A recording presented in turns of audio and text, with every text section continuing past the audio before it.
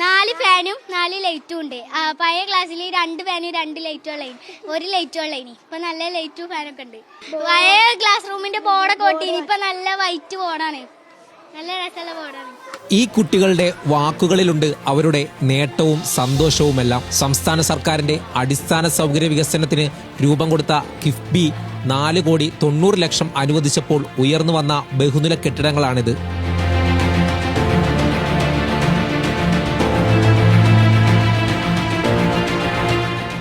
എട്ട് മാസമേ ആയിട്ടുള്ളൂ ഈ 3 നില കെട്ടിടം കുട്ടികൾക്ക് നൽകിയിട്ട്. ടൈൽ പാകിയ നിലം, ഓരോ ക്ലാസ് മുറികളിലും 4 ഫാനുകൾ, ഓരോ നിലകളിലും ശുചിമുറികൾ, അഗ്നിസുരക്ഷാ സംവിധാനം, ലിഫ്റ്റ് സ്ഥാപിക്കാനുള്ള സൗകര്യം, അങ്ങനെ എല്ലാമുണ്ട് 900-ലധികം വിദ്യാർത്ഥികൾ പഠിക്കുന്ന പത്തപ്പിരിയം സർക്കാർ UP സ്കൂളിനിപ്പോൾ.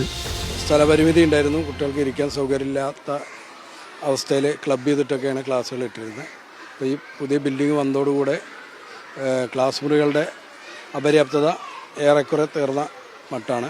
കുറച്ചു കാലത്തെ ബുദ്ധിമുട്ടിൻ്റെ ഫലമായിട്ട് നമുക്ക് കിട്ടിച്ചേർന്നിട്ടുള്ളതാണ് ഈ ഒരു ബിൽഡിങ്.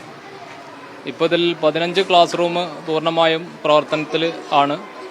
ബാക്കി 3 ക്ലാസ് റൂം, മൊത്തം 18 ക്ലാസ് റൂം ഇവിടെ റെഡിയാണ്. ലാബ് സൗകര്യങ്ങളും ഒക്കെ ആയി വരുന്നു.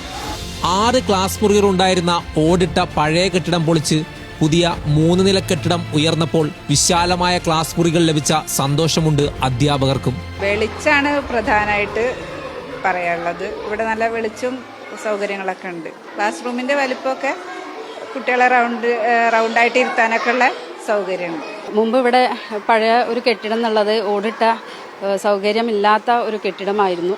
എന്നാൽ ഇപ്പോൾ എല്ലാവിധ ആധുനിക സൗകര്യങ്ങളുള്ള ഒരു കെട്ടിടം നമുക്ക് കിഫ്ബി വഴി ലഭിച്ചിട്ടുണ്ട്. അതിൽ ക്ലാസ് റൂമുകളും എല്ലാ റൂമിലും ഫാനും അങ്ങനെയുള്ള കാര്യങ്ങളൊക്കെ നടത്തിയിട്ടുണ്ട്.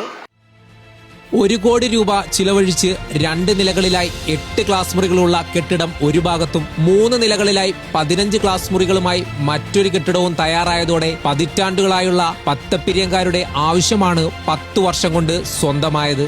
ശാന്തകുമാർ വെള്ളാലത്ത്, ന്യൂസ് മലയാളം, മലപ്പുറം.